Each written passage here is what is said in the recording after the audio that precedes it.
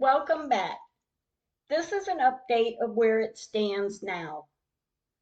We're still reaching out for help. On May 7th, 2015, we have floods.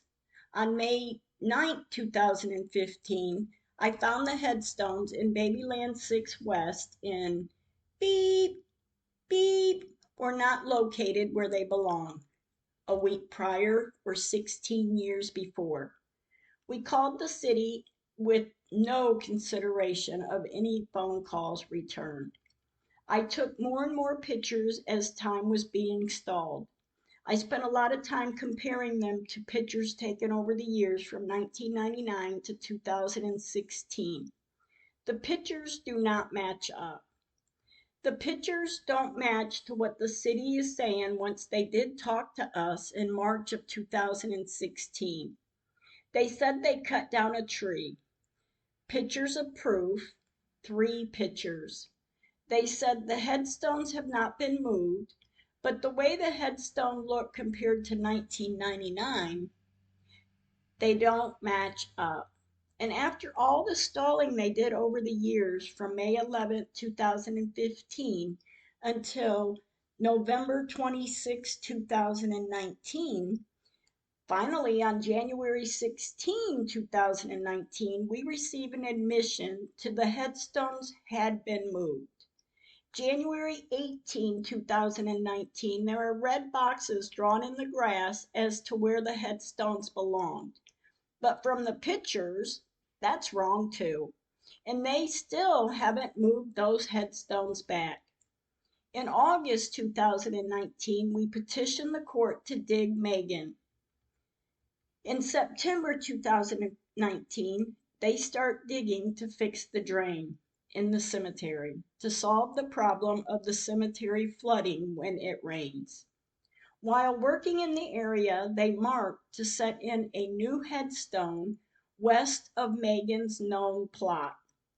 Then a couple weeks after we got the petition granted to dig up, they set in another drain in the same area east of Megan's known plot. There are now 2 drains in the area east of Megan, and it looked as though they were done fixing the drains in the area. Then on November 22nd, 2019, 4 days before we were to dig, they are working, widening the corner of East and West Street, east of Megan's known area. On November 26, 2019, they dug where Megan's headstone is to find a little white casket in a hole. The lid is open. They pull it out of the ground. It is filled with water. Not mucky, muddy water, but water you could see through. I saw a blanket. They dumped the water on the ground and pulled out a Bible. The 2 items that were mentioned to them that were in the casket to identify her, the Bible and the blanket. But where's the other items? They expect me to believe that this is Megan in an area where they say they cut down a tree. But there had never been a tree there. There were at one time 2 trees, a north tree and a south tree. The south tree was where Megan was laid to rest in 1999.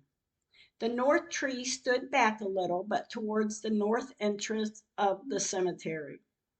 That tree was cracked in half from a storm in 2010, 2011, and was cut out and then stood only 1 tree. So between 2011 and 2016, I sat behind, west of the tree, with Megan, with only 1 tree. So after this long and emotional afternoon, I start viewing and videoing the pictures of the day. I noticed dark lines in the grass, one on each side of the headstones of where Megan's headstone was dug up. I looked back on the time frame in the pictures taken of when the dark lines appeared. The dark lines are not in pictures before November 22nd, 2019. But on November 26, 2019, the lines were in pictures and had stayed until February of 2020. The cemetery was still flooding. In the area, it looked like a pond at times, and when it rains so heavily, it is a mess. It's so sad. To think back to when this first started, we wanted it fixed. We wanted the headstones moved back to where they belonged. Do the right thing and fix them as you should have already. I can't walk away, and I'm not going to. Thank you. Thank you for listening, and I look forward to you listening to part two to start soon. Thank you.